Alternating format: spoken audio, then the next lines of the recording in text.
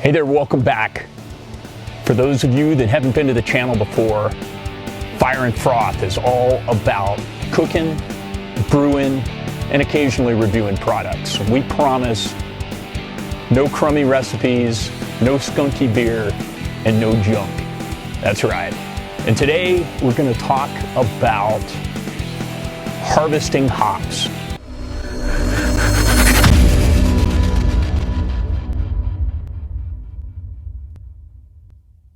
You see, earlier this summer, I planted some hops, and for the first time ever, I had a great harvest. For years, I've been trying to grow them all over the country, and it never really turned out. But now that we're living out in Colorado, we've got the perfect climate, and these babies did real well. I've got some Cascades that took off.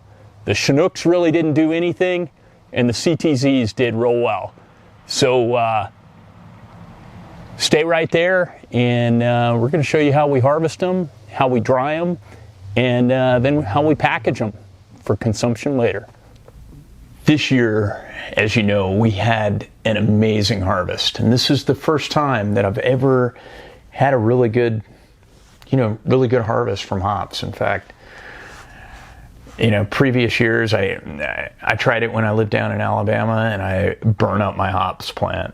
And then I had a long break, and I tried it when we lived in Virginia. And those did okay, but before harvest, I burned them up. And so this year, I decided to do something a little bit different. One, we live in Colorado now. We live in a lot better climate for growing hops, and I built a sub-irrigated planter, and I'll put a link below for where to find the instructions. But this planter was awesome because I could fill it up with water, and the roots of the plant would actually they'd be damp all the time, as long as I kept that thing full of water, and they'd actually be leaching or sucking that water right out of the bottom of the planter.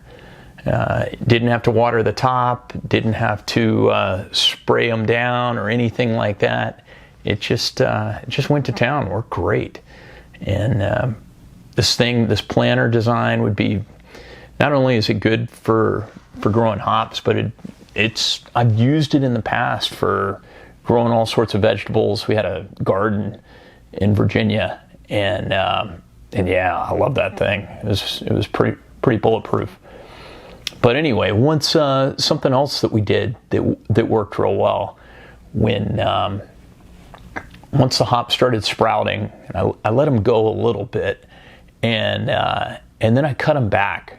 I cut them back so there were only 3 vines coming off of each of the roots that I planted, and I think the 3 vines really helped. I mean, I've heard that it was a good technique in the past, and what it does is it makes it so there's less stress on the plant while it's growing. It's just focusing all its effort into those 3 vines, and they really took off. And the final thing that I really did that helped out was I did a good job planning where we were going to put the planter. That way we had good sunlight. I had sunlight through. It was kind of in the shade in the early morning, and then so I had pretty good sunlight. Really worked out real well. Not too much that I overexposed it, but the plants really like that part of my yard. And so anyway, after growing these hops, we had to harvest them, and harvesting was nothing more than getting a couple 5-gallon buckets and go in there and picking each hop off the vine. And I thought it was going to be quick. I thought it was just going to take me a couple hours, but it took quite a while. And I had to recruit my daughter to help me out. We kind of turned it into a game, and it was a fun daddy-daughter event. I'm sure she loved it. So picked them all off, filled up those buckets, and then it was time to dry them. All right, this is my fancy hop drying setup. You just need a couple of ammo cans, a fan, and a wire cage. Pour them on. And turn on that fan. And next morning, the garage smelled great. The hops were dry, and I poured them in another bucket. Took the second bucket, filled the screen up, and ran it for most of the day in the garage. And then before you knew it, I had a bunch of dry hops. So I packaged them up, just weighed them. I think I separated them in 4-ounce packages, and used a food saver to vacuum seal them, sealed them up, labeled them, threw them in the fridge, and that was pretty much it. That's how we did it.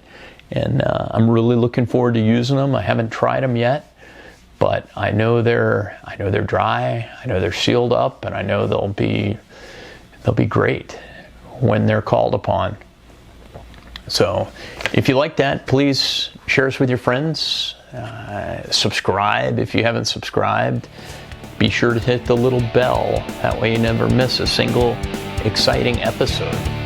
And we plan on releasing episodes once a week, usually on Saturdays. And they're always content that's about either brewing beer, or craft beer, or cooking food, or something related to that. Until next time, please come with us, join the adventure as we explore culinary delights and craft beer. 2 things that make life great. All right, be well.